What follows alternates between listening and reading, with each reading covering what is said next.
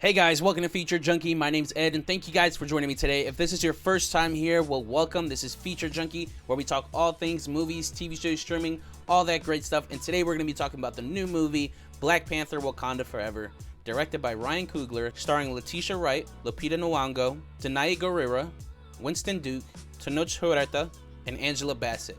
So right now, IMDb has this movie rated as a 7.4 out of 10, Rotten Tomatoes has this as an 84%, and Metacritic has this as a 68 out of 100. I have a few things to say about this film, but before I do, if you could leave a like down below, I'd greatly appreciate that. Now let's get onto the plot, courtesy of IMDb. Queen Ramonda, Shuri, M'Baku, Okoye, and the Dora Milaje fight to protect the Kingdom of Wakanda from intervening world powers in the wake of King T'Challa's death. As the Wakandans strive to embrace their next chapter, the heroes must band together with the help of war dogs Nikita and Everett Moss and forge a new path for their nation. Alright, so this film is obviously super new, and I don't want to give too many major spoilers away, but the biggest question going into this film is, how do you make a Black Panther movie without Chadwick Boseman?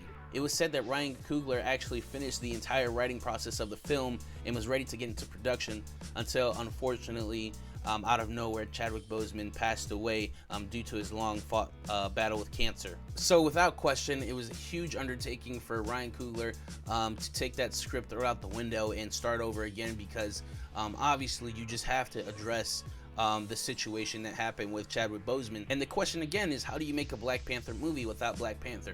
Well, they do answer that question in the film. It's a very, very emotional film, and probably the most emotional that Marvel has ever done. It's like the nation of Wakanda is trying to move on, and not to move on and forget him, but rather move on to continue his legacy and continue what would, King T'Challa do in these situations, and really do the best they can to memorialize the death of him. And you feel that throughout the entire film. I want to say 70 to 80% of the film, you really feel Chadwick Boseman's presence throughout the film. And because of that, you get so many raw and emotional performances throughout the film, in which my favorite, Angela Bassett, does an amazing job just making you feel the hurt that she feels as well. As we all know, she's Queen Ramonda. She is Chadwick Boseman, the character, obviously, the mom.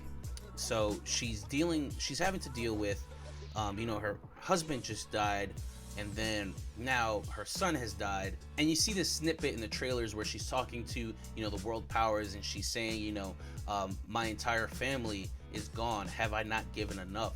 And you just feel that, it's just, it hits you, honestly. In those moments, you just felt it in the theater. It was just, quiet when it was supposed to be quiet. It was, cheering, obviously. There are action scenes in this film that feels very Marvel-ish.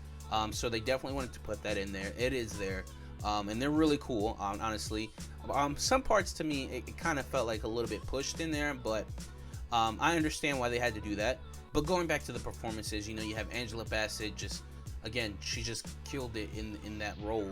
And then you have Shuri, which I don't want to give too much away, but obviously you see her as a big presence in the trailers as well. And, her relationship with King T'Challa, Chadwick Boseman, it was very, very, very close. And while they're having to mourn, you have the people of Atlantis trying to invade into Wakanda.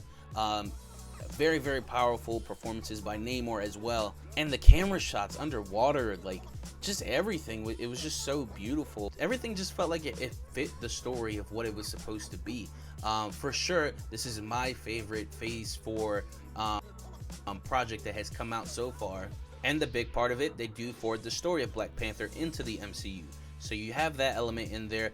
I will say the only nitpick I really had was that the movie was pretty long. I thought it could have gone at least 10-15 minutes, maybe 20 minutes shorter, but I get it. You don't want to rush those emotional moments. You don't want to force a story within a short amount of time, and in the end, without having any weak links in the cast, it's really hard to say much wrong about this film. I would obviously recommend this film if you're into the Marvel Cinematic Universe, or you just want to learn a little bit more about African culture, Mayan culture, Aztec, all that stuff is really jam-packed in here.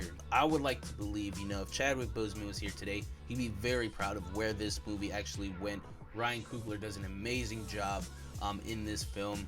One of his best works yet. And it's no wonder why Kevin Feige decided to put Ryan Coogler in charge of the Avengers Secret Wars movie that's coming out in Phase 6. So I'm really interested to see what type of movie that would be with Ryan Coogler at the head.